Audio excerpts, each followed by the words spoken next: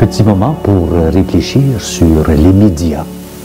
Plus que d'habitude, les médias, et particulièrement la télévision, ont un impact puissant sur l'état émotionnel, usant de la stimulation de plusieurs de nos sens, la vue, en même temps.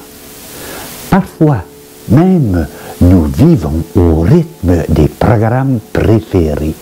Nous nous disputons le choix du programme de la soirée et sans accès aux chaînes de télévision de la soirée est fichu.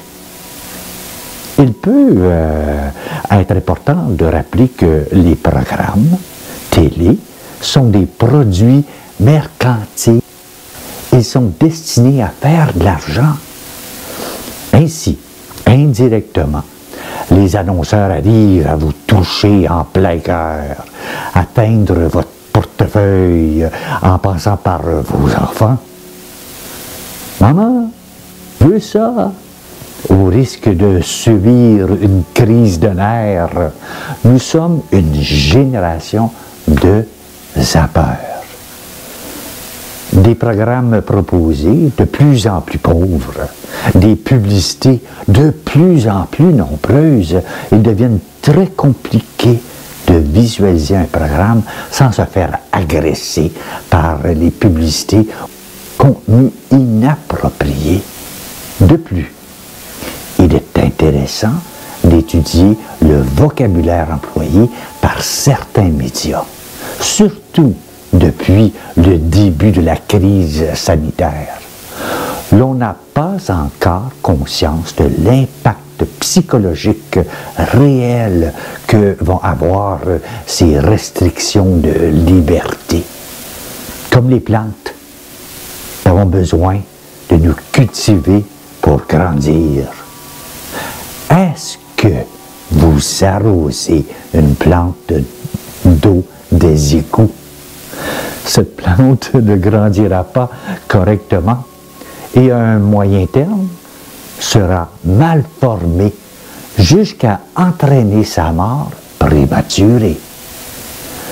Ainsi, nous sommes inconsciemment hypnotisés par les mots martelés par les médias.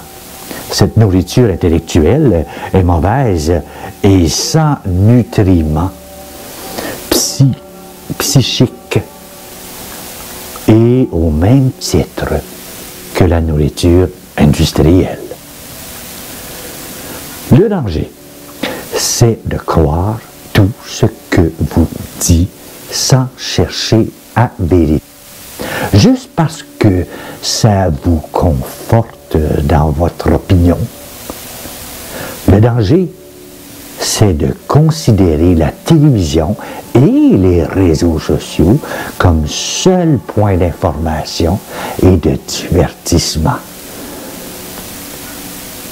Je vous lis un peu de Nicolas Bouvier. Suivez-moi, ça va vous faire réfléchir. Et ça commence comme ceci. La valse des écrans. Hypnotisé à longueur de journée par des écrans à jamais allumés, l'être humain ne sait plus quoi penser.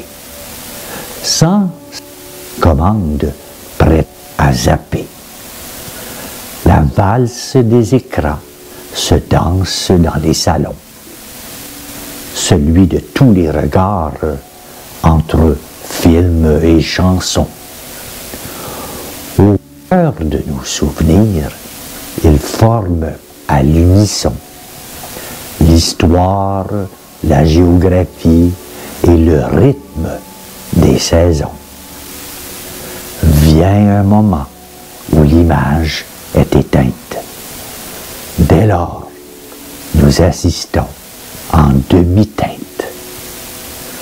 Au retour à nos vies, dans une réalité insipide, soit l'on devient passif, soit l'on devient intrépide.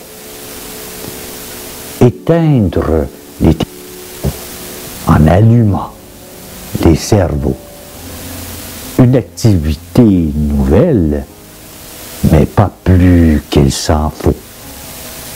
Dans la boîte à troubadour qui chante faux, le niveau est tel qu'on sent l'odeur des caniveaux. Cathodique, l'écran est devenu en plat. Autant que la maigreur de la pensée. Et on est là, à avaler le vomi perpétuel des actualités du jour. Fait divers, fin du monde, une détresse pour toujours. La valse des écrans est le début d'une nouvelle vie. En envoyant valdiguer cette ingénierie sociale, faisant de son existence un départ fatal, en profitant de l'instant maintenant et ici. Et voilà de Nicolas Bouvier. Merci de m'avoir écouté.